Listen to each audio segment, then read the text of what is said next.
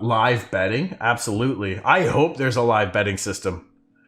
I actually, I had put that, I had written that down, written that down quite a while ago as a potential video idea too. Would be about gambling and betting within the game. I really want to talk about the mayor system today, and not just the mayor system, but NPC system as well. And I want, like, I have a vision in my head, or an idea in my head, and I briefly mentioned it on the podcast the other day, towards the end of it, about having like your NPC guards, your node guards or whatever, on a shift, on a schedule.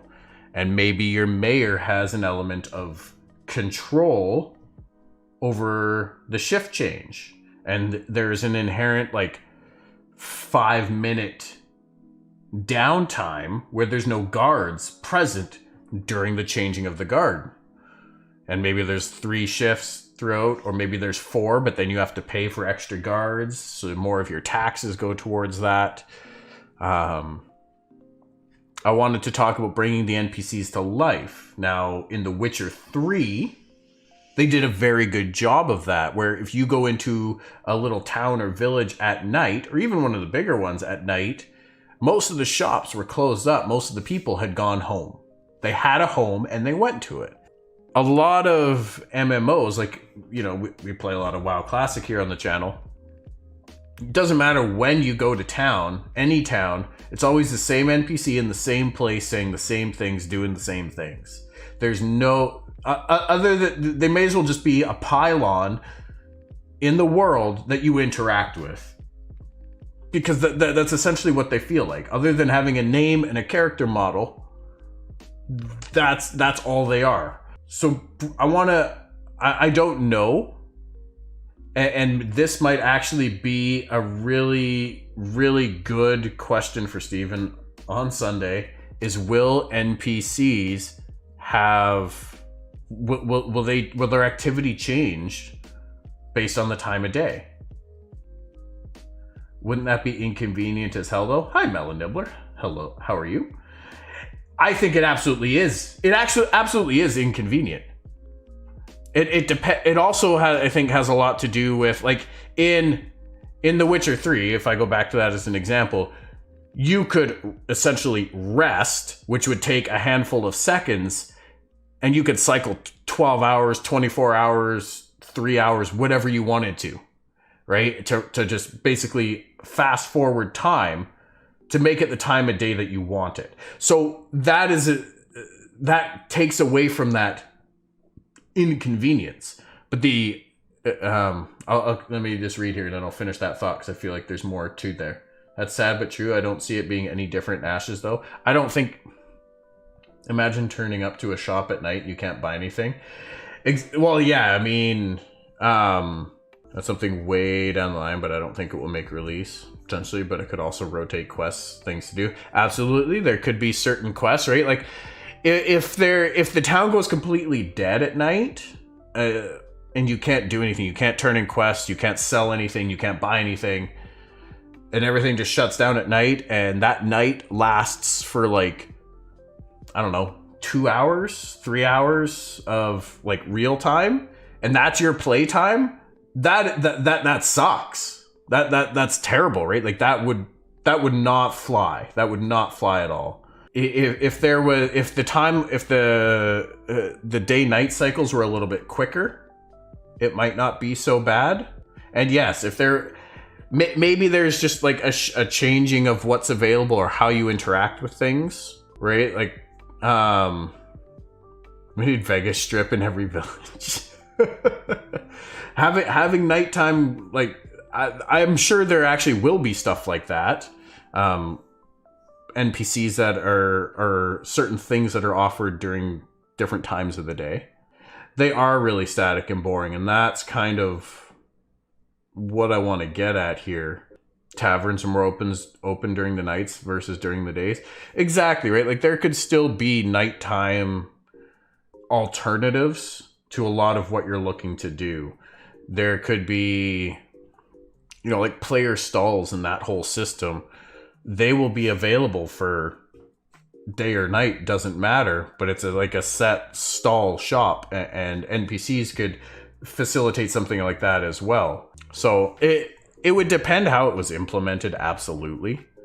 And there would be really, really bad ways of doing it, but I think it would be neat to see. Just to give the NPCs some sense of life in the world. Traveler. Yo, Kazani, thank you for the follow. Appreciate that. But giving NPCs some type of life. Now, if we bring that back to tying that in with the Mayoral system, Melon Nibbler, thank you for the follow as well. Thank you, thank you.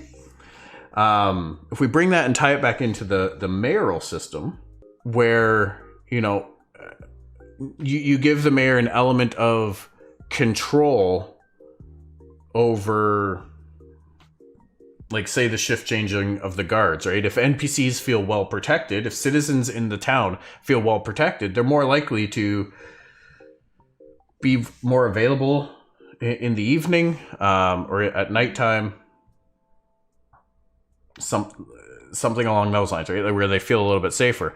Where I'm also thinking about this, though, is it, especially in the guards, and I think it's going to be a lot more feasible, especially at launch, with having the guards on a somewhat of a rotation that the mayor can interact and alter to a degree, is to allow enemies of the node to sneak inside the node to complete objectives, whether it's during a node war or even well, a node siege. It would be a little less relevant unless you sneak into the node like a week ahead of time, right before the siege is announced, and then you just park your character somewhere hidden, log out, leave them there for a week, play something else. It will happen. It will happen if that's an option. But during node wars, when you have to secure a certain objective inside the node by like going into the reliquary or something like that, that would be really cool. But and then, you know, it brings that element of you got to pay attention, have somebody sit there and watch the guards, because maybe those guards are going to be in there for 8 hours a day. Now, I'm talking about in-game time, not real life time. Or maybe they're there for 12 hours a day. But when they do a shift change, now you know you've got a 5-minute window. And if that shift change never changes, if the mayor never touches it, it becomes very predictable. And if you're at war and your mayor's not doing anything about it, it's gonna, you know, that's a defensive strategy that you're missing, and the opposing node can take advantage of that. I think that would be really cool. How you doing, Twidget? Welcome, welcome. Hoping you're having a great evening. They had something like that in, what's DAOC? Dark Age. Oh, Dark Age of Camelot. Okay. It would be a neat element to it. I mean, I know the mayor system is going to have a lot. Whoa! Didn't take long for these fucks to show up tonight, eh? Didn't take long at all. Get the fuck out of my channel, man. Cringe. Are you cringing at Dark Age of Camelot? I never played it. Never checked it out. I seriously lack some old school MMO experience, I tell you guys. So let's take a minute. Let's review a little bit. Oh, the bot. Yeah.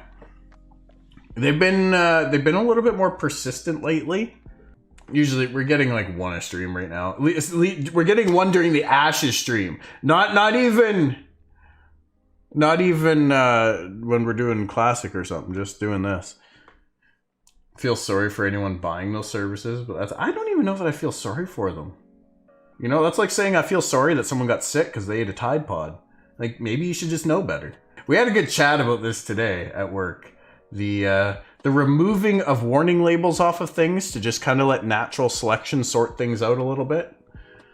You know, and I know there's mixed feelings on that, but there's just certain things that, you know, you shouldn't need to be told about. Like, there shouldn't need to be a warning on my car battery to not drink the contents of the car battery because it might be harmful for you.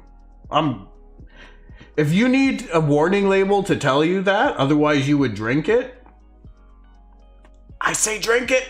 I don't care if that makes me a dick. Followers on Twitch, like it means nothing if it's not people that are actually coming to watch your stream. Outside of getting the 50 followers or whatever that you need to get affiliate status, follower count, I don't know that it counts towards anything, to be honest. I would rather have 100 followers of 100 people that sit here and hang out from time to time or on a regular basis versus 10,000 followers and not have anyone hanging around. Love me some car battery acid. It really, it's a good cleanse. It's a really, really good cleanse too. You know, you got a little bit of that extra belly fat in there, it'll cleanse you right out. Those warnings mostly come from people making up lawsuits and winning. This is true too. I feel like some things are a little bit of, it goes both ways, but yeah, absolutely there's that aspect of it. So let's do a brief overview of the mayor in Ashes of Creation. So mayors are leaders of a node's government. Cool. Now there's 4 different nodes in Ashes, and each one has their own election system. We'll cover those in a moment, but essentially you can either buy your way into being the mayor, you can be voted in, you can win your way in through epic battle and conquest, or you can quest your way in, depending on the system. As a mayor, you will allocate resources, taxes, and quests to help develop node defenses, coordinate the transfer of needed supplies with citizens operating caravans. Mayors must communicate what resources are necessary for a particular node, then motivate the citizens to fulfill those needs. So essentially, by motivate, that means you will identify that, man, we need 10,000 trees to build the defenses and build this building. So the mayor creates a quest where you can, as a player, pick up this quest. It's likely going to be a repeatable type quest until the 10,000 is met, where you can essentially turn in trees, it probably in preset amounts of like 5 or 10 or 50 or whatever is reasonable. That might even be set by the mayor as well. And then you will get rewarded with gold or whatever else the mayor dictates can be a reward that is surplus for the node or a worthwhile cost for the node. You will get leadership powers. You can only be elected mayor if you are a citizen of that node. Makes sense. You will only be able to have 1 citizenship declared per account per server. Makes sense, right? You're not going to have 4 alts and each one is a citizen of a different node. No, they're all, once you declare your citizenship, you are a citizen of that node. I think that also kind of ties into the freehold system a bit. A king or queen can also become mayor. So if you are the guild leader and you run a castle, the node that's nearby that you are likely a citizen of, you can also be mayor of that node as well as being king or queen of the castle. Mayors gain new powers and responsibility as the node advances. So the mayor system unlocks at the village stage 3 of a node. Yeah, so the mayor gets a title, obviously, and that title is temporary for as long as you are the mayor, and will unlock special abilities and stats during sieges or events. Events being like things like the Monster Coin event, Node Wars, that sort of thing. So that's a quick rundown of what the mayor is. So how do you become one? Well, let me tell you. Node elections. All right, so once a node has reached village stage, there will be a 1-week cooldown period before node elections begin. So that's fair. It's not like, oh, bam, we just hit stage 3, now the electoral system begins. You have a week to prepare and, declare your citizenship, be really certain this is where you want to be. And this is the node type that you want to be a part of and that you want to challenge for. The election process will take 1 week. Cool. Following the initial cooldown, there will be a 1 week election process. From that point on, elections will follow a monthly cadence. So every month there will be a new election. The election will last for a week. During that week of the election, I would imagine the previous mayor still has power. Node sieges may not be declared for 21 days following node advancing to any stage. This was previously stated to apply only to nodes advancing to village, stage 3, not higher stages. So that's a good adjustment in my opinion. It gives time for the citizens of the node and the mayor to upgrade their defenses and everything accordingly to get all their affairs in order before a siege can be declared. Because when a siege is declared against your node, a lot of things go into lockdown and you can't do them anymore. Node elections occur on a monthly basis. Election notices will be mailed to the accounts of citizens. Only citizens of a node may participate. Only node citizens may be elected mayor. Okay, that part we covered already. Node governments and mayors are chosen through different methods according to the node's type. So here we go. Grunteg, hello, my friend. How are you doing? Good to see you. Hope you are having a great Wednesday. So we've got divine node governments, okay? These are chosen from citizens via service-oriented quests that provide faith and dedication to the node. Most of the devotion-oriented tasks are going to be on an individual basis and won't utilize outside support. So this was also touched on during this most recent development stream update during the Q&A period, where these quests are meant to be done on an individual basis, but they will not necessarily be combat-focused quests. Therefore, they will be... You won't be able to have support. Even if there's other people with you, they won't be able to help you do the quest. You will still have to do the running around, the interacting, communicating, remembering things, whatever the quests entail. For the divine node government, you will have to likely do it solo. How long these quests are going to be, what exactly they're going to involve, all of that, we don't know yet. So if you guys have any thoughts, any suggestions, any ideas, any concerns on that, let's talk about them. Drop them in the comments below if you're watching this on YouTube. Talk about them on the forums. Have that conversation. Now's the time to do it before these systems are fully fleshed out and adjustments need to be made later. They can take our thoughts and concerns into consideration ahead of time. Made it to hump day. Guess I can't ask for too much more. Hey, fair enough. I mean, getting Friday, it's always nice too, right? It's always nice too. Cheers to that. Happy National Beer Day for, well, I know Naba's in a fellow Canadian. So that's the divine election process. Economic node governments, this is pretty straightforward, you guys. Be the highest bidder.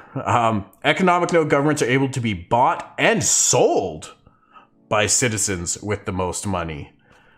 Interesting. I didn't realize that it could be sold by citizens too. Does that mean it can be sold outside of election week? Could it be sold halfway through your term? Somebody comes up and they're just like, hey, I'll offer you this much money for it. Or you're like, you know what? I don't actually want to do this anymore. I want to try and get my money back, or at least most of it, and put it up for sale. It could be considered an investment. That's very interesting. That's very, very interesting. Because I would imagine that when during election week, when everybody's bidding, essentially, I imagine it's a bidding process and not going to be first person to hit the price of what it is, just the first person to click it, that has enough money. I imagine it's going to be a bidding war to an extent that'll have a closing date, an end date to it. But I imagine any of that money that for whoever does win it goes towards the node itself, and can then be used towards growing the defenses, used as quest rewards to bring in resources, used to build up the node. I would expect. But if you sell your mayorship to somebody else, I imagine you would pocket that money. I would also expect that it does not adjust the built-in 1 month rotation for elections. So if 2 weeks in I sell my mayorship to Gruntag, he's only got 2 weeks left before the election comes back up, and then has to buy it again. It doesn't automatically start a new 4-week term halfway through. I would expect. I'm also curious if it is done via private sale or through a posting where you just put it up for sale and anyone can buy it. Those will be some interesting things to see get answered and fleshed out. I don't think they can sell it, do it attached, because it's attached to the account. We'll have to see. I mean, it does say that it can be sold. And that is from either this interview last July. Ooh, that was right around the time that I started following the game. Or Node Series Part 2, The Metropolis. But ultimately, we'll have to wait and see. So, you know, if I bought my mayorship for 1,000 gold, let's say, and that's common knowledge, because I would expect it would be somewhat common knowledge how much it sold for. That 1,000 gold goes towards the node. 2 weeks in, I want to sell that. Effectively, if there's only 2 weeks left, it's only worth 500 gold. Maybe even less. But if you can get more, because somebody feels that they could do more, that it's worth more than that, then they can do it. I'm really curious to see how that one goes. Military nodes. These are chosen from citizens through a last man standing gladiatorial arena style combat. This is exciting.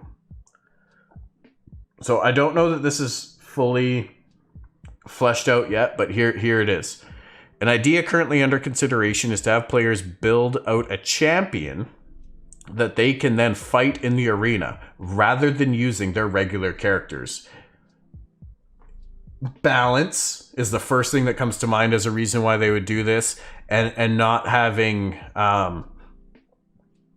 crazy disparities in gear to make it a more even playing field for all people, because it comes down to hey, you're probably the most skilled or you're the strongest, best PvPer because of your ability to play, not because you've just geared yourself to the tits and can there go stomp everybody else. Because you have that advantage. These champions can be equipped with gear and skills via quests, along with materials and gold to make the champion stronger.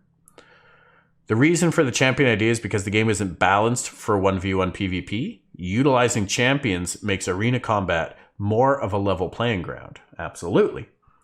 Arena style combat is instanced, but spectators may be possible through an interface. I really, really hope that's a thing. I've been saying it from day one. I really, really hope that you'll be able to spectate not only the election arena battle, but also just regular arena battles too. The winner of the combat cannot transfer the mayoralty, is that a word, to another player. So as of right now, it seems like the economic one might be the only mayoral system, mayoralty, that can be handed off or given to another player by any means. So my understanding of the military node, the arena, was that it was going to be kind of like a free-for-all battle. So if you've got 20 people that are vying to be the mayor of a military node, And there might be limits on how many can enter, and you have a time frame. Whoever registers first gets to go. It would be, I don't know if it would be done in the style of APOC, Ashes Apocalypse, or if it would just be more of a free-for-all PvP battle within the existing arena system that we're going to have in the game. That's what I'm leaning towards. I don't really see it being a whole bunch of 1v1s in like a round-robin type tournament or a single elimination tournament, because that would take a long time to do, and it would be very, very... it would hinge heavily on players being able to be there for their match and schedule it together. That's got to result in a somewhat random outcome, in my opinion. It has the ability to result in a random outcome. However, I don't think it will. With the one dagger strike at the end.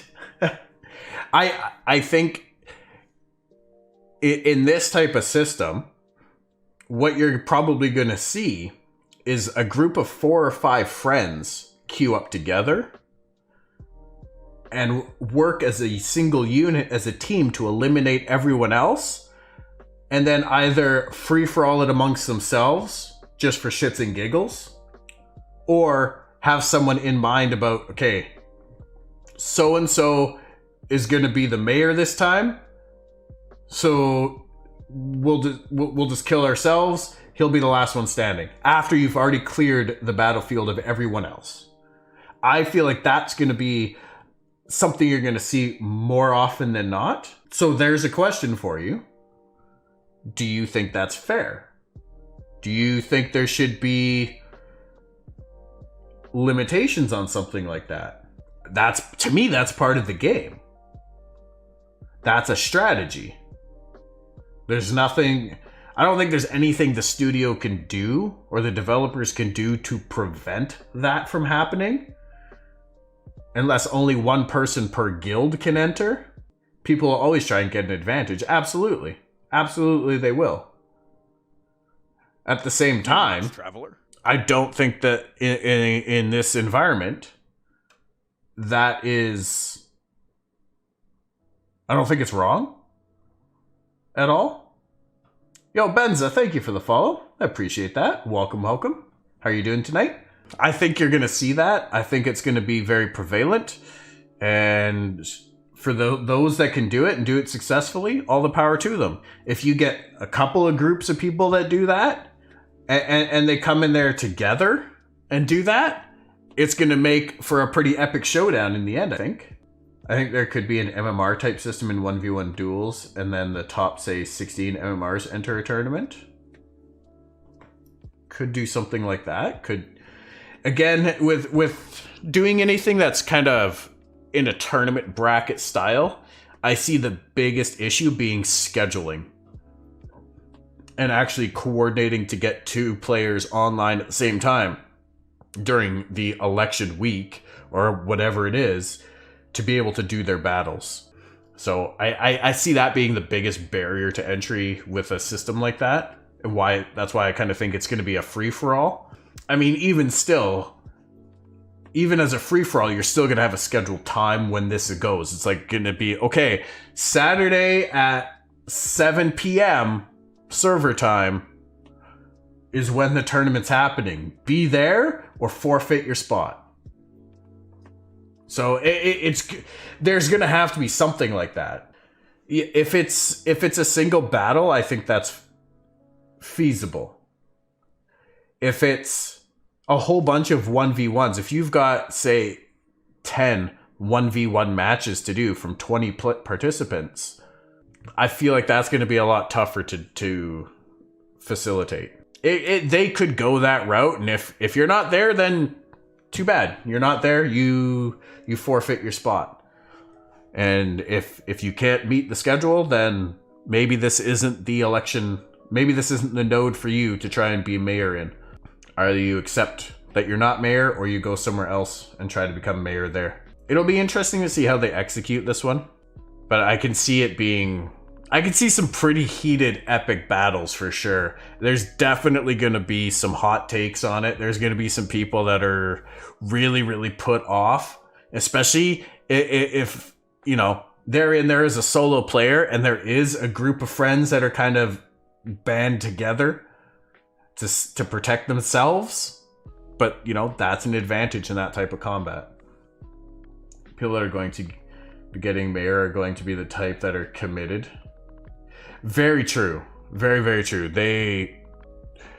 If you want to be a Mayor, especially in a military node, you're going to be pretty dedicated to the craft, you know?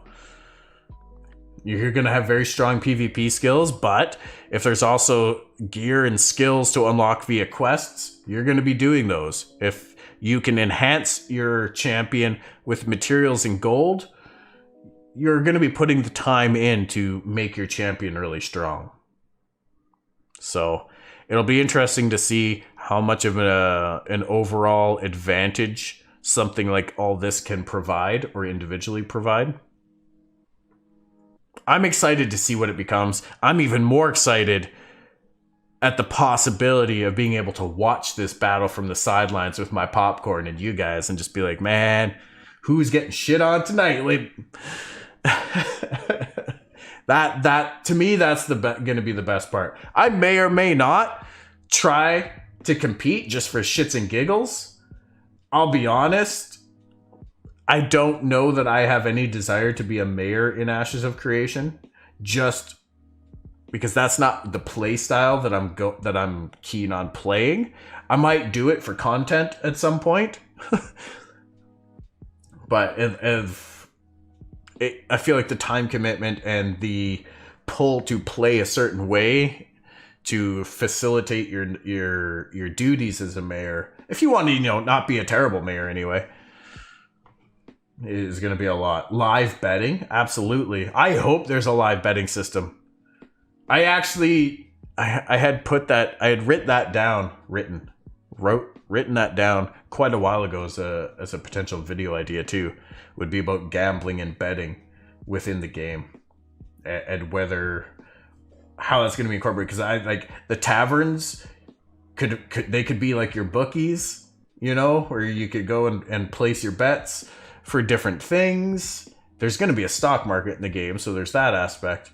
But you could also have a lot of gambling games within your taverns too. So I'm really curious. Really curious if that's going to be a thing, but I really hope it is. And you know, maybe the node takes a small percentage of the of the pot. You know, they take like 5% of the pot, whatever it is, and then the rest gets distributed to the winners. But yeah, I think that would be really, really good to do. It does sound. I agree. Hi, Sir Nightlight. How you doing? Good to see you.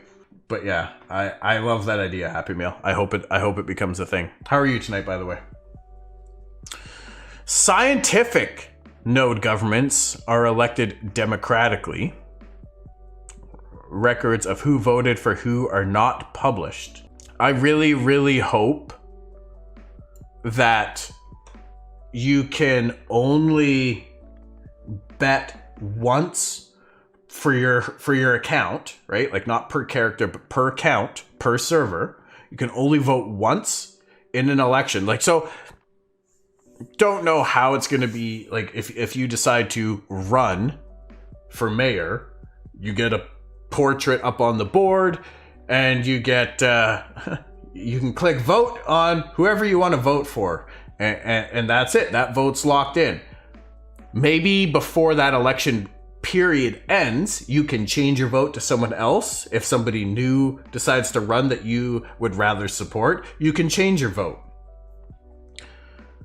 But then I don't know if there'll be like a cutoff where halfway through the week, then only the top 5 get to move forward.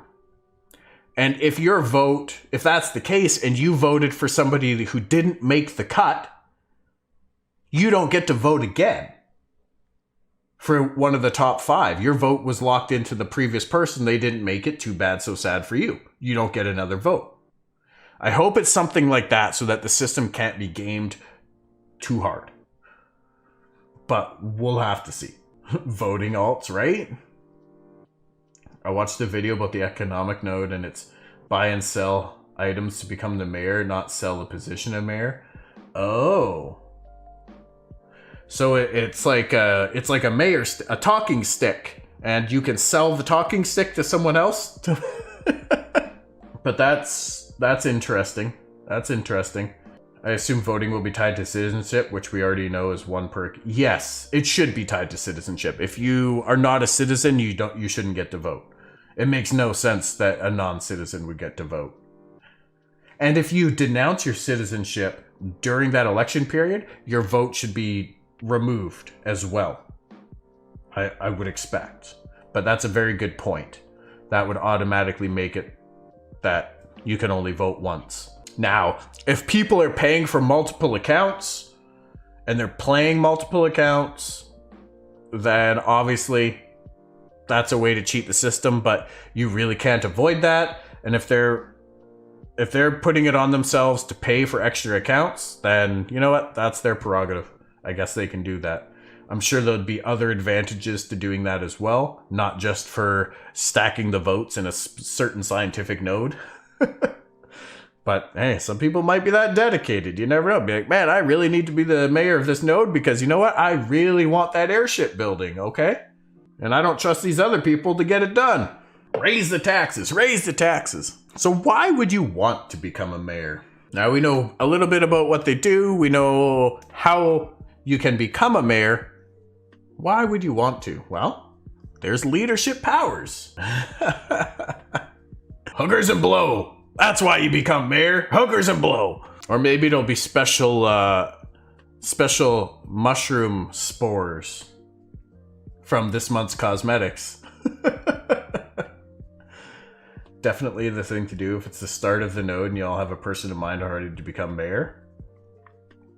If there's somebody who's like who shows that they will be a good fit for a mayor and are going to help to advance the node and the majority of people's best interest, then yeah, you'd probably help support them, whether it's by not competing against them or by voting for them or giving them the agency to advance. Guys, give me 1 sec. I got a call from my kiddo. I'll be right back.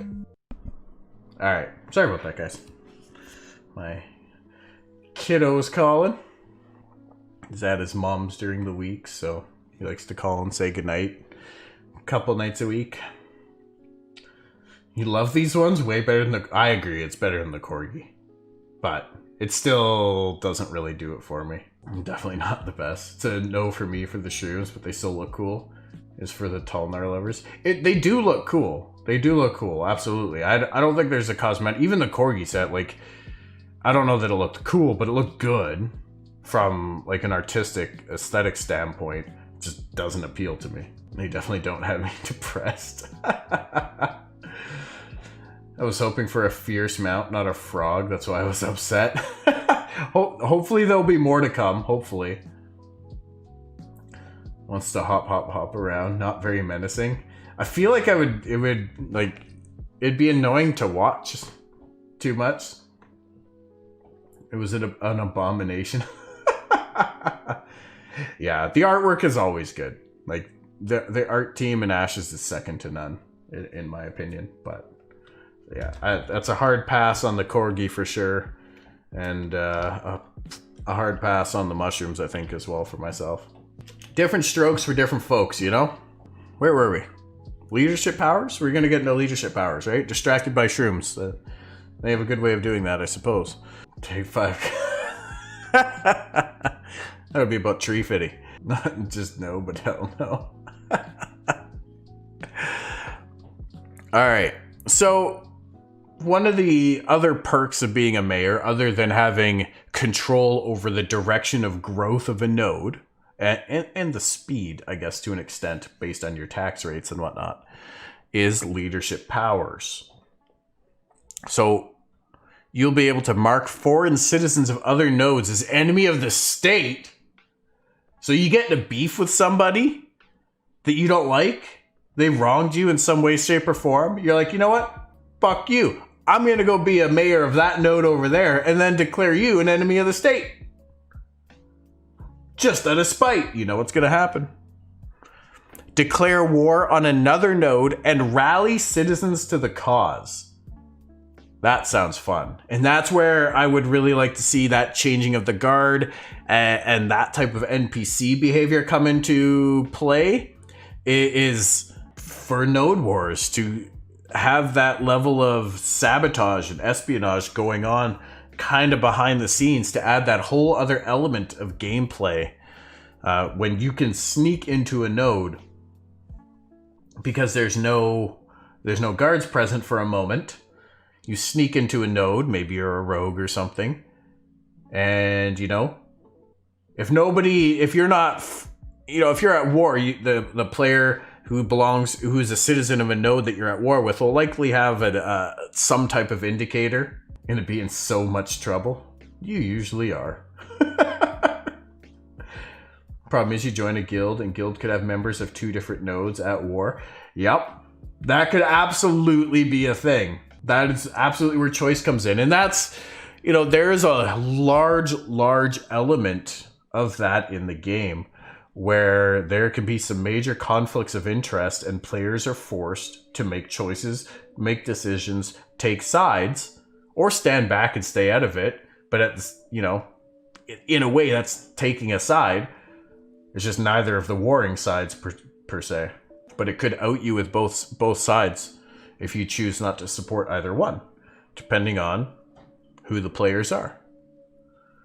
But that's one of the fundamental points of the game. And again, this all comes back to having really, really healthy server populations and really active server populations. Very, very important for this game for all of these systems mechanically to function. It does make the game amazing. And I hope that, if people don't like that, I hope they just don't play. Because I don't want people to hop in, realize that these are things that are going to happen constantly throughout the lifespan of the game, and get mad and quit over it when it doesn't go their way. When they get killed and a bunch of their stuff gets taken or lost, understand that is a part of the game. And if you go into it with the mindset that you're gonna get killed, you're gonna have your shit taken from you, your node's gonna get sieged and destroyed, you're gonna lose wars, you're gonna lose all these things, it's not gonna feel so bad when it happens to you. But the excitement of going out there and challenging it and winning, because there's gonna be times where you're on the other side of the coin as well. Wow, that's what we're all here for, right? Already lost my mind, can't lose much else. What else can a mayor do? Enter into trade agreements, directing assets, building projects, and tax allocation.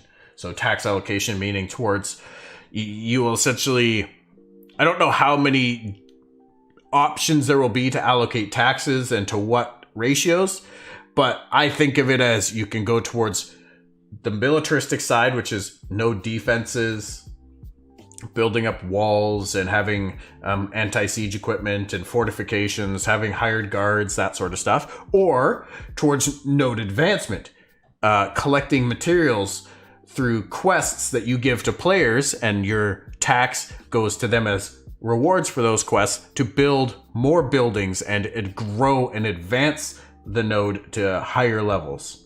Mayors are able to allocate treasury funding to hire mercenary NPCs to defend their node during sieges. Mayors are able to initiate quest-driven systems that non-citizens can participate in. The mayor can use a portion of the node's treasury or goods as rewards for quest completion. Players will be able to interface with the node to view the quests that are available to them. These quests can be used to bring in material components to help combat node atrophy. So node atrophy is basically like losing experience. There'll be a certain amount of experience that is lost daily or weekly on the node's advancement to the next tier, essentially. I don't know. I imagine even as a metropolis, there will be atrophy, and if it's left, if the node was abandoned, so to speak, the node would downgrade and destroy over time. I'd really love to see it implemented in a way where it looks like the world, like nature, is just kind of taking the node back. Maybe even the corruption overtakes the node, and if it's abandoned and not destroyed, that would be a neat twist. That would be a really neat twist. I wonder if they'll force people to run from nodes with natural disasters or something. Ooh. I could definitely see that depending on where in the world you are, especially coastal nodes. Like, it would be easy to have a hurricane or typhoon type weather event happen. If you're near the ever-present volcano that's always in the background, maybe that thing erupts and you're going to have a bad time if you hang around. Your node suddenly is called the Village of Pompeii. Tsunami could wipe out the metropolis. Yep. Earthquakes in general. Maybe there's a Talnar underground cave underneath your node, and because your node got so big to a metropolis stage, it got too heavy and the ground broke and a bunch of the city fell through into the ground. There's lots of different ways they could play it and make it fun, or just simply have like what did they call them? One of the harbingers come down from the sky and just start spewing corruption and monsters right next to your node, and you just get sieged and overrun.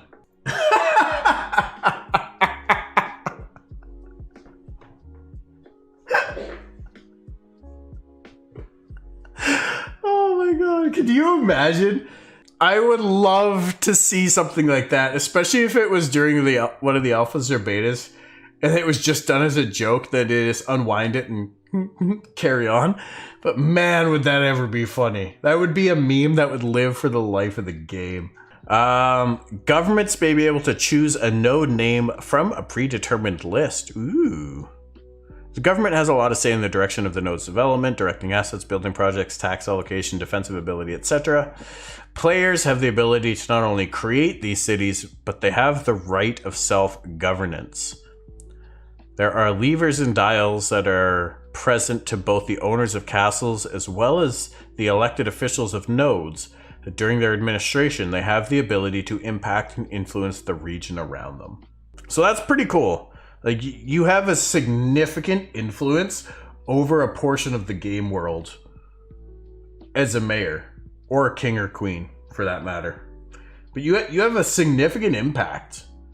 The ability to really change or shape things in a certain way. Depending on the type of node, your citizens may or may not have a way to oust you from the seat. If you're the richest player around, and perpetually so, you could inherently be the mayor of an economic node as long as you wanted.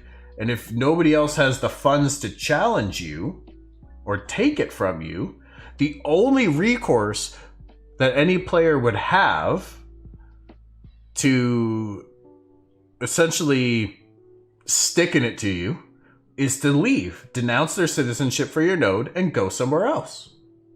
And I mean, maybe in the end, you'll be the mayor of none.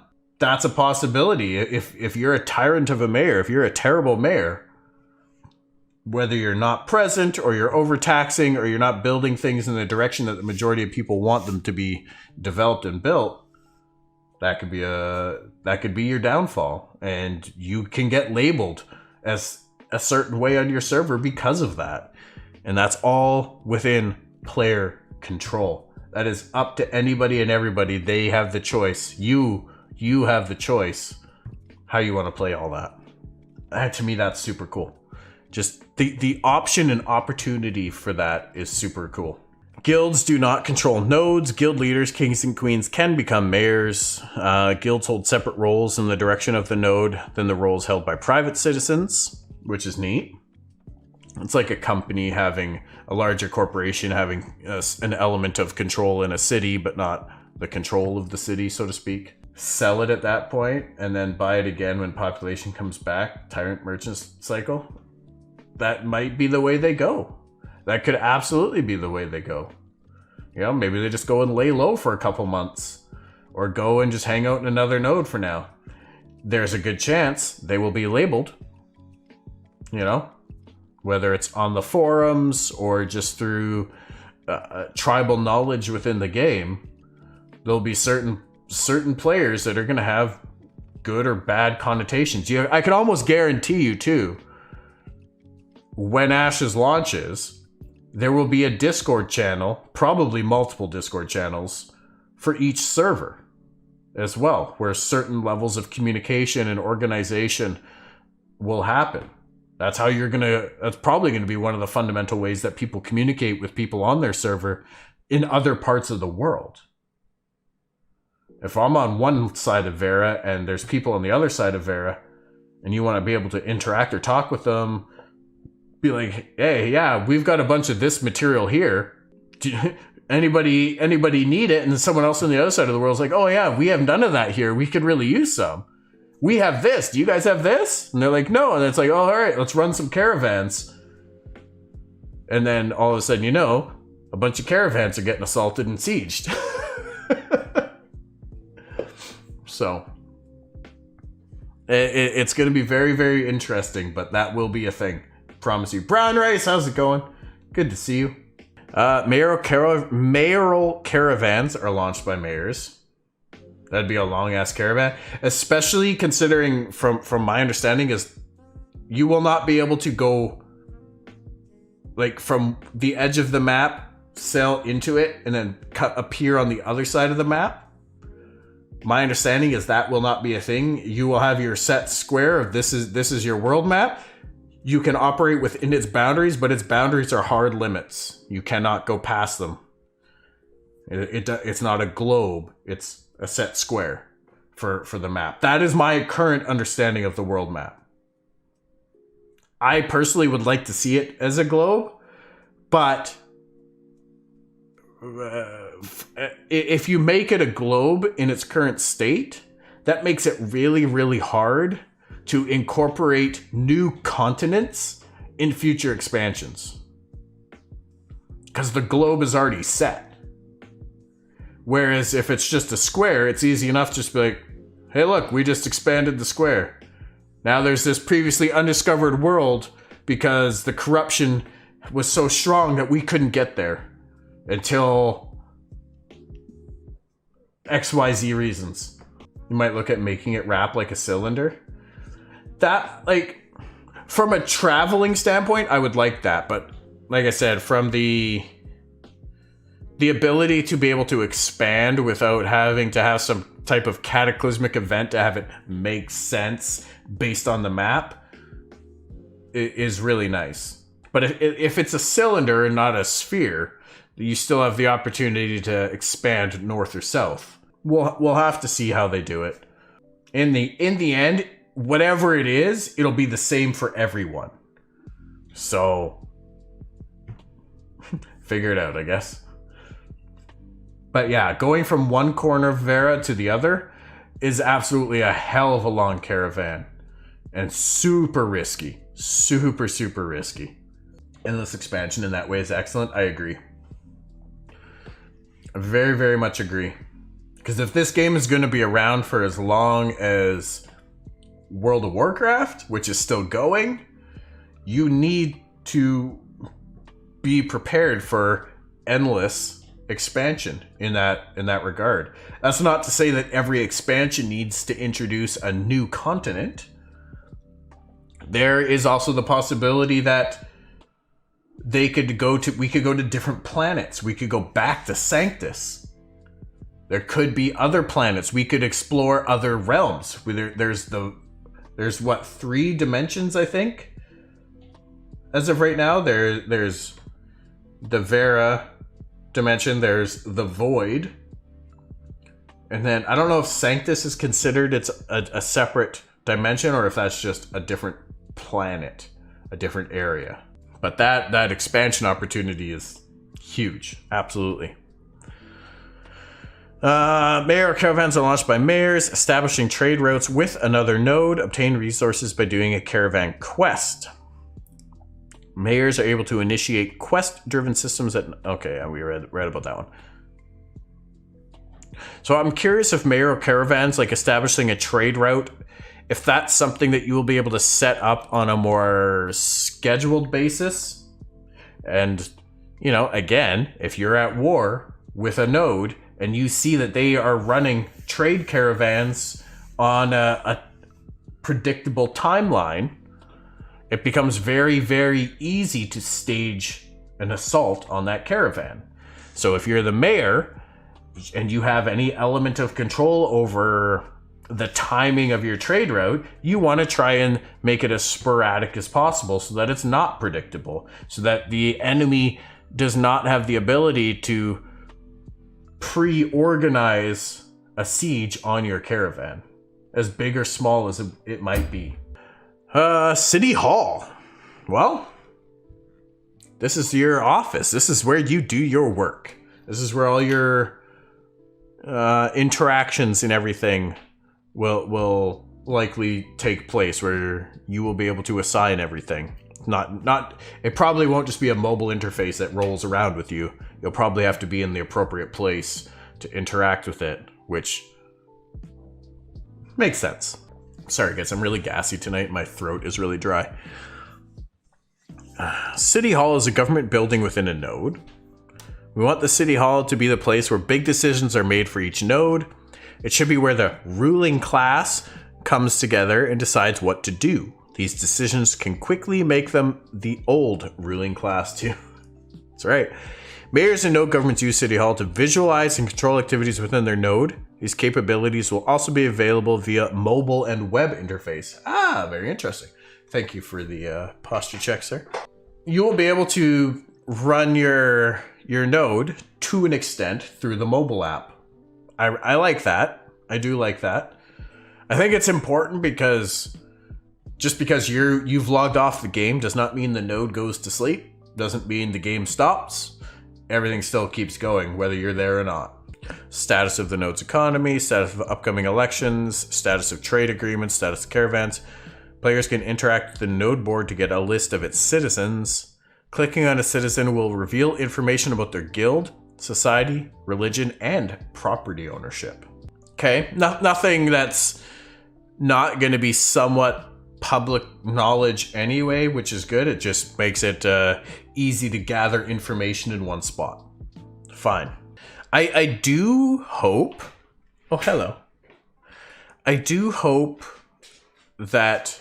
And I've talked about this before in terms of what'll be in the guild hall, that there is like one of those tables that have a bunch of action figures on them for your assets and your enemies' assets that resembles the environment in the world around you, so that you can do strategy planning. The war table, yes, thank you, Dread. The war table. I hope that's a thing that is present in city halls for node wars and node sieges, so that you can strategize and try to have tactical defense set up for how you believe the enemy is going to approach the siege or the war. And I hope it's there for guilds as well, for guild wars. And I would 100% expect it, if it's nowhere else, to be present in the castles. There will be a war room in the castle. There has to be. There has to be. I thought there was one in a video when Steven became mayor. There might have been, actually. I don't recall, but that absolutely could have been a thing. I don't think this is it. That's not really a war table, but it's a table. I suppose you could plan war activities on it and it becomes a war table, but I hope that there is something like that in City Hall. That would be really cool. And, you know, it's up. Maybe the mayor can assign certain roles to other citizens within the node to, you know, make their cabinet, so to speak. If we get smoke on the stairs on April 20th. I mean, who knows?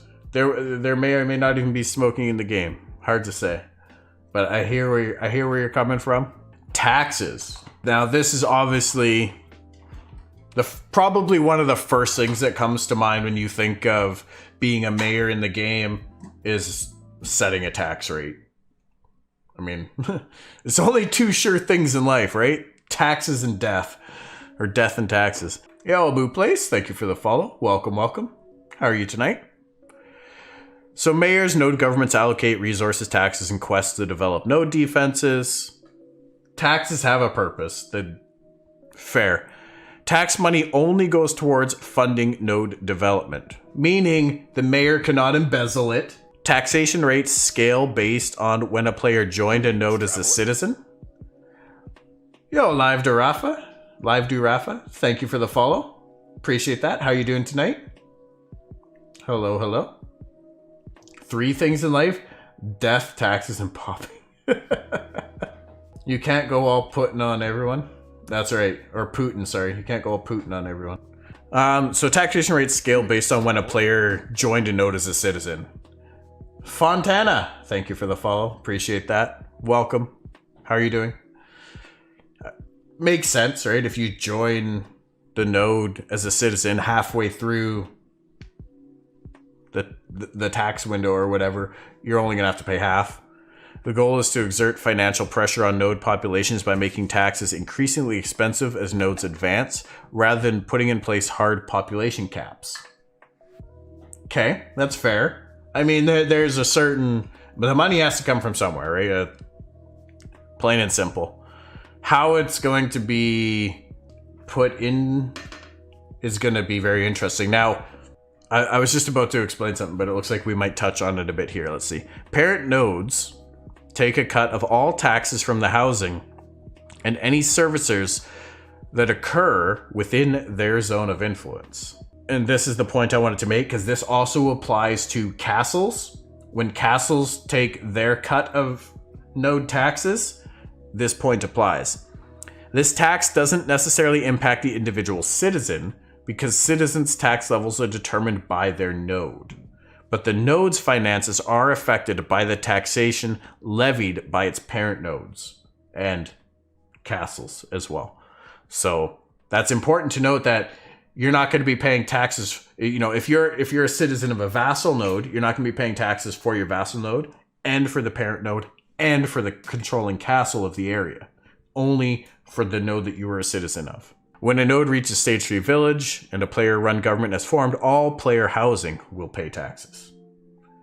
A player's tax charge will be determined by the number of structures built on their plot.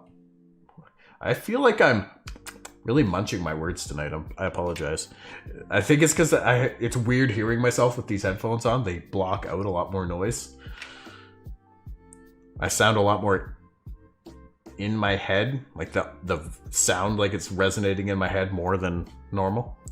The tax, all the tax. Node location or node layout and style is determined by several factors. Fine. It doesn't really have too much to do with the mayor, other than the fact that the mayor can choose. They will have an element of control over whether or not the node develops certain buildings or not. The nodes will adjust the local topography to fit the aesthetic and mechanical requirements of the node. Local topography also has some influence on node construction. So I imagine that means, you know, not so much removing mountains out of the game, not so much redirecting rivers or diverting rivers. More so like it can clear out some trees. It can maybe smooth out some choppy ground into something a little bit smoother for the node to build on. So or if you're next to a mountain, maybe the node gets built into the mountain a little bit, like what you would expect from a denier type node. Now, the race that contributed the most to the node's advancement will alter the racial appearance of its buildings and NPCs. This will be determined at each stage of advancement. So when you're at stage 0 and you go to stage 1, whatever race contributed the most experience to that to get to stage 1, that's what the buildings will represent aesthetically. It'll then be calculated again between stage 1 and stage 2. So when you hit stage 2, whichever race led to that part the most, and so on and so forth, all the way up to Metropolis, including castle nodes, which is cool. Node type are predetermined. They will not be like the military, economic, divine, or scientific node type. That'll be predetermined. It's not going to change. Constructible node buildings. This is where your mayor has a bit of influence over how the node develops. Node governments decide the location and types of constructible node buildings to be constructed within sectors of a node. That's not to say that they have to build these things either. When the building types are determined, the community will then need to bring resources into the node using caravans and come together to construct the buildings via quests and the like. Now, I would imagine it's not solely going to be caravans, but if you're, if there's a forest right next to your node and you need lumber, players, gatherers can go out there, chop down some trees, and bring back whatever they can carry on them or their mule, I would expect. Not that you have to go all the way to your freehold, establish a caravan, then route that to the node. That seems silly to me. The government decides how to specialize their node. Once they choose certain things, they won't be able to choose other things. There's that risk versus reward, that importance of player agency comes in, and decision making. Again, it's at every stage of Ashes, I feel. Different governments may change the buildings within a node. So essentially, if the mayor changes, if you get a new mayor, they have the ability to change whatever the previous mayor did, or undo whatever they did previously. There could be regime change if somebody doesn't like the fact that a market was built and they want to re-elect a new government next cycle. They can do so, and that market could be destroyed and a new building takes its place. Predefined parameters limit the number of buildings at in-node locations. So there will be limits based on the size of node. Ooh, interesting. Benefits are granted to the dominant culture within that node zone of influence. Doesn't really apply to mayor's system at all, but it's a neat thing for node development. So try to convince all your friends to play the same race that you want to play so that you can all benefit. These benefits apply to citizens of the dominant culture, but they also apply to mechanics of the node and can also be of benefit to members of other races. There is an attrition mechanic that affects experience and influence to curb a single race from dominating the entire world. Interesting. Never even thought about that previously, but that's a neat aspect of it. All right, node politics. There won't be a civil war mechanic within nodes, but there will be scope for internal political conflicts, such as undermining the current leadership and disrupting trade. The only way to remove an elected mayor prior to the end of their term is by destroying the node. We want consequences to matter, and if that person got elected, then you need to work within the means of the mechanics to get them unelected. That's fair. Node sieges. Pretty straightforward. Enable players to destroy nodes. You declare a siege against a node. Things get locked down. Siege happens on a predetermined schedule. Defend it successfully, save your node. Don't, gets destroyed, start all over. This paves the way for new development and access to the locked content and surrounding nodes. Due to this dynamic, political strife and intrigue play an important role in the structure of the world.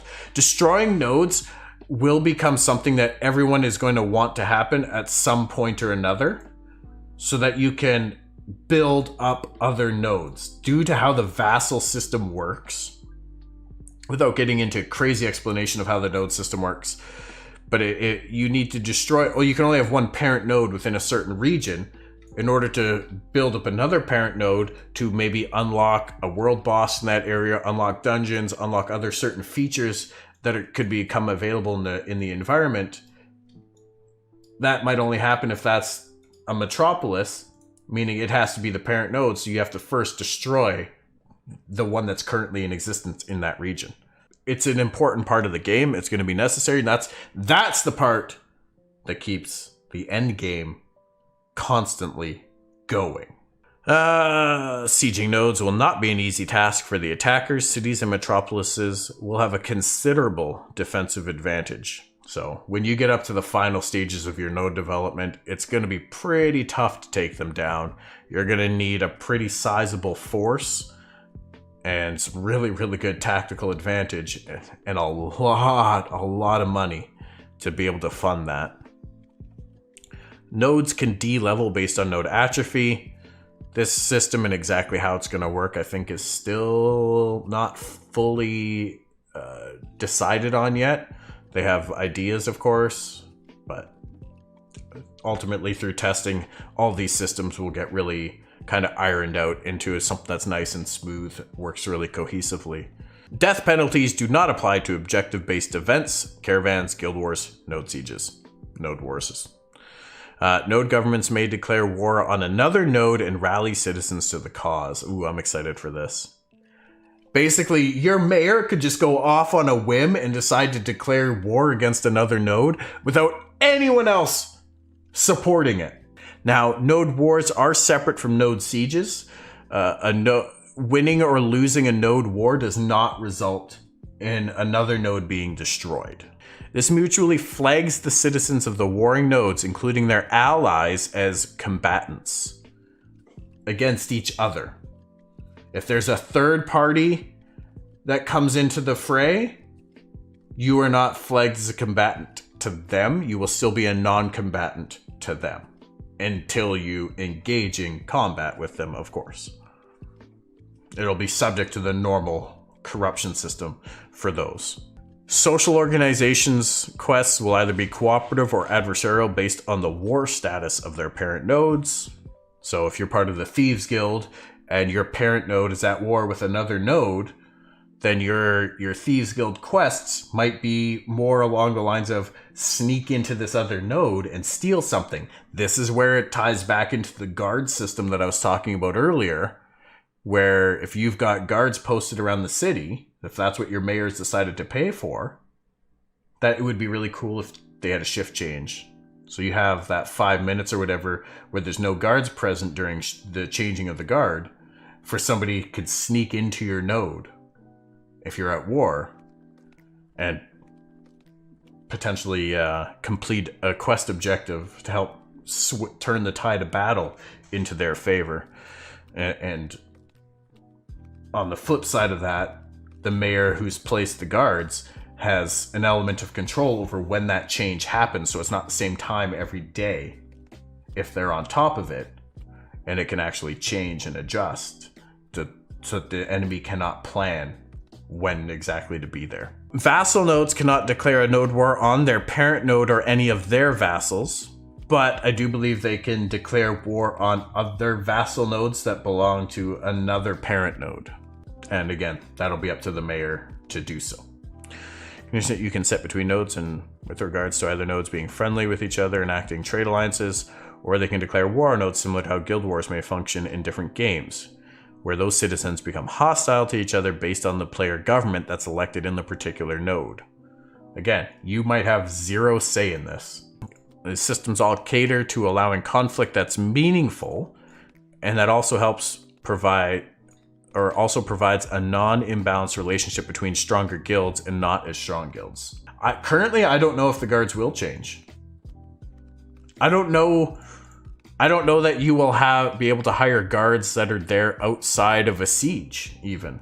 I imagine, I feel like NPC guards in a city is such a just looked over thing in MMOs because they are always there. They are always present throughout the city or town, that we just kind of assume that they will be there.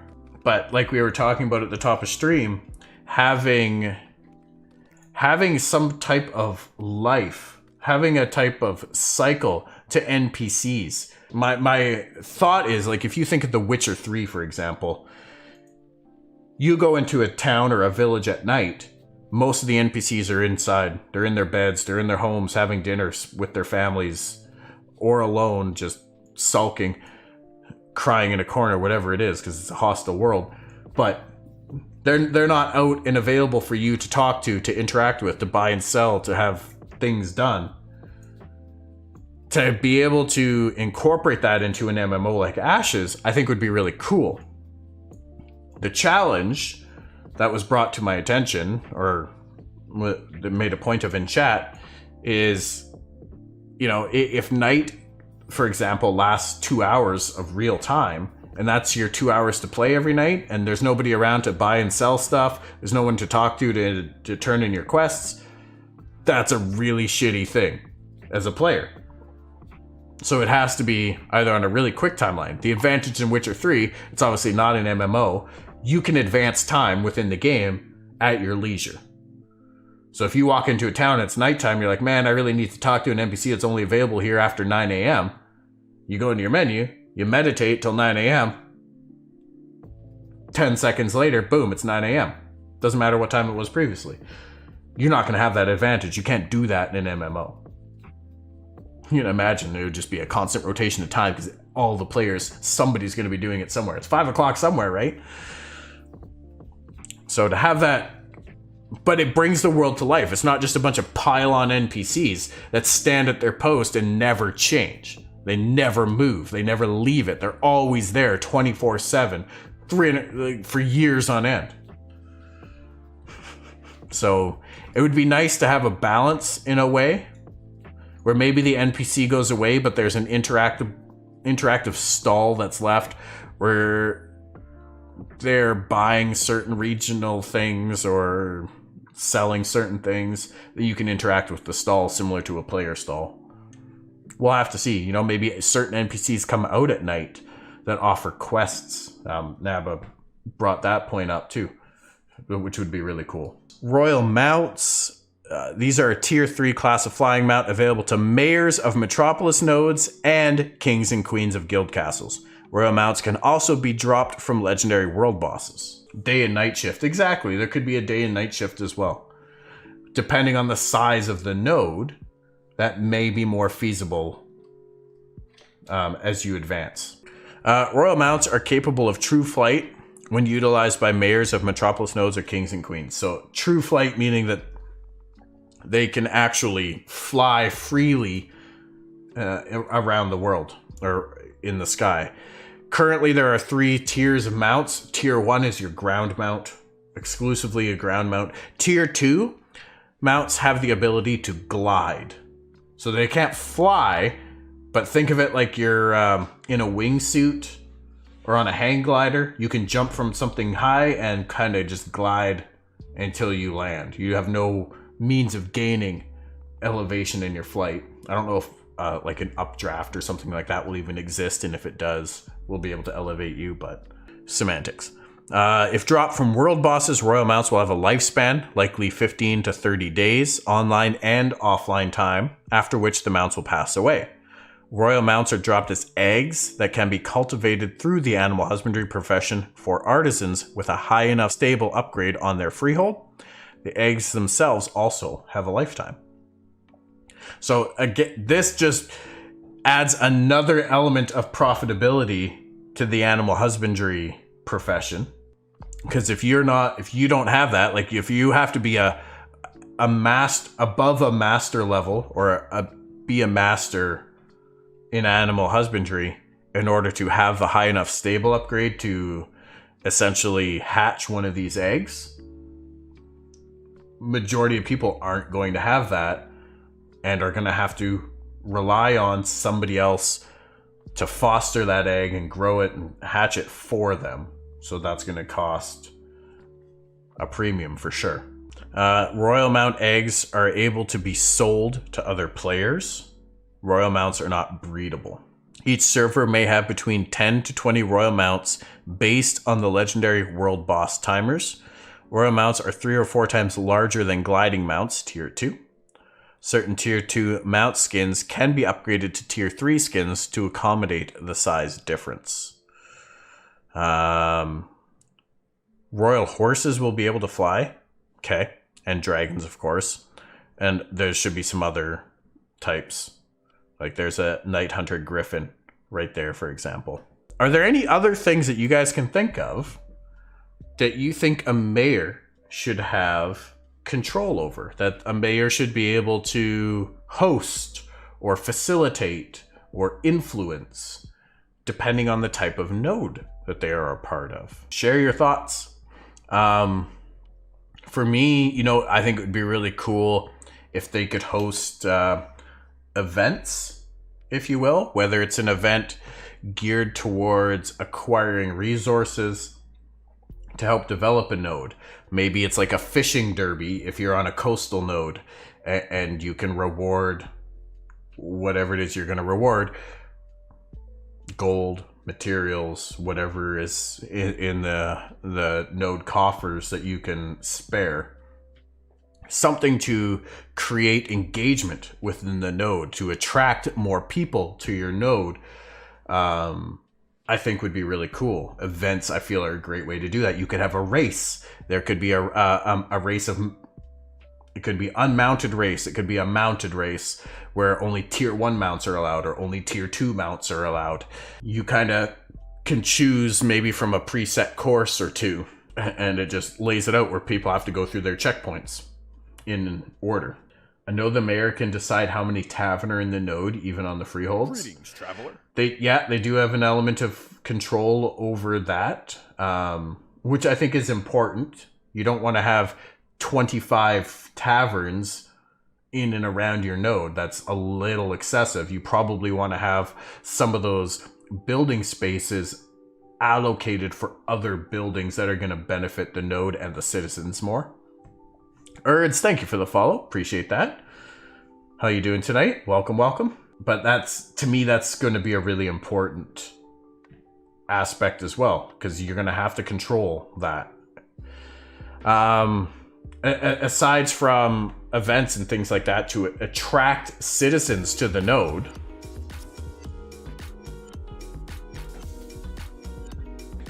yo, DJ Flemmy Flem coming in with the resub. My guy. Yo, thank you, DJ Flemmy Flem. I appreciate that. How you doing tonight? Welcome back for the second month. True, but they make sure they only have the one in the node. True, yeah. You might only want one in the node. I don't know that I would go as far as dictating how many people can have on their freehold. But yeah, I probably wouldn't want more than 1 or 2 in the node. Maybe 2, because it creates a bit of a competition, if you will. And that competition can be very healthy. No problem. I've had an eye on AOC since 2017, but haven't really looked at it since because it looks like it's a long time away. It is still a long time away. Absolutely. You've been watching it a lot longer than I have. But yeah, it's probably still a little ways away, although Alpha 1 is only a couple months away right now, so with no NDA. So you'll at least be starting to see a little bit of the fruits of labor come to life, more than just in the monthly live streams. Good, just thinking about your question. Right on. Yo, Brown Race. Maybe a tournament for military nodes would be nice. A hosted tournament by the mayor with prizes. Absolutely. That would be super awesome. And, you know, this kind of comes back to what we were talking about earlier with being able to spectate it. It's, you want to be able to spectate that tournament, but then also incorporate live betting into that tournament where the node gets maybe 5% of the pot and then the winners get the rest. But, you know, that's a way to, again, it creates an engagement and excitement in the node. The node profits from it. The citizens profit from it or have fun with it. And it's just like, hey, this is a cool place to be. This is a cool place to hang out. I want to be a citizen of this.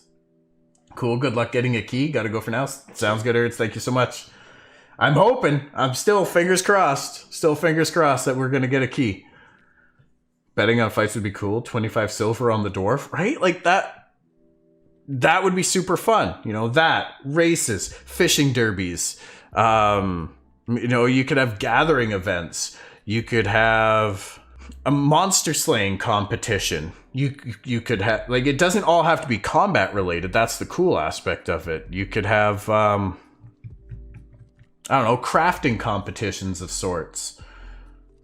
There's lots of different things that you can do. And I really, really hope that, you know, those are things that I would hope that the mayor is either in control of, or that the mayor's elected officials have control over that.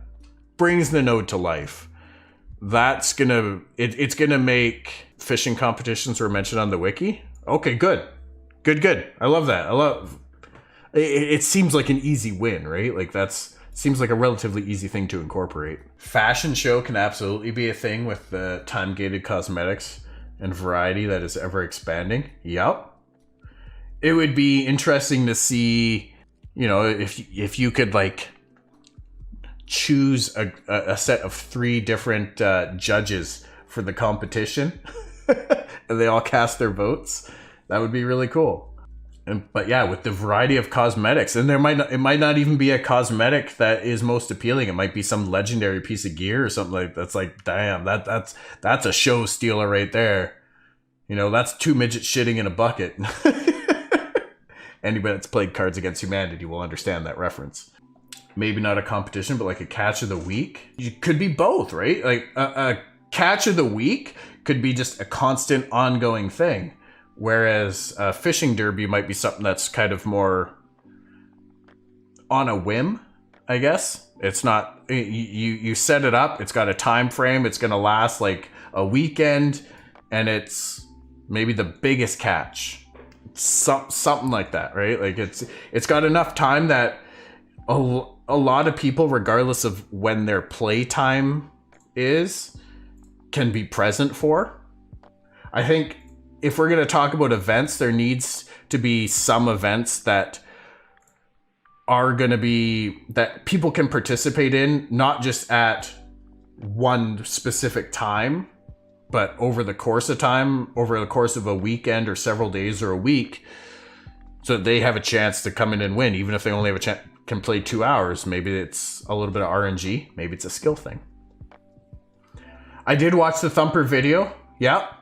You know, that could be another. Who can survive the most waves to protect, you know, you spawn in that was essentially what I understood from that video, to which it was basically the player put down that drill or mining device, whatever that was, to gather resources, and they had to protect it from waves of enemies. That could absolutely be a thing. Maybe that's a team-based event where it's like a group of 3 of you, or 8. Depending, and you have to defend this from waves of monsters and enemies.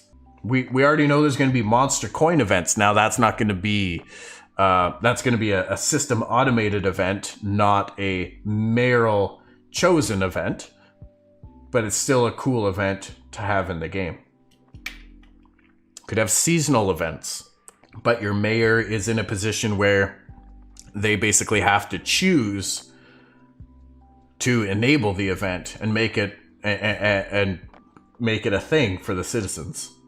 So if you're under a bit of a crappy mayor, they might say, no, you know what? I don't want to. I don't feel like it. And then you're like, okay, well, you're not going to be mayor next time, or we're all leaving. You'll be the mayor of nothing. Have fun. It'll be a very interesting.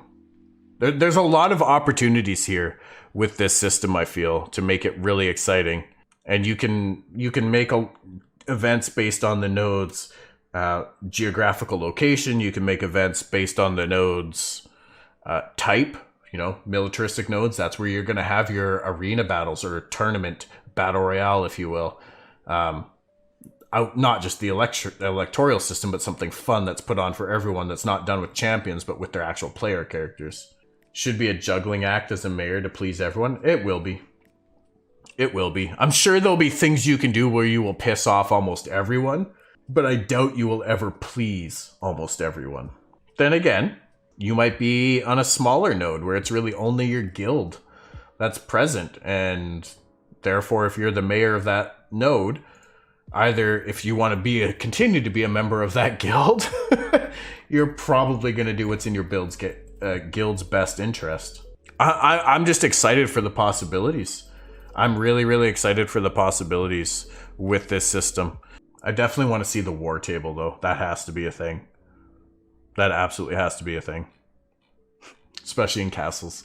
If it's not, I'm going to be upset.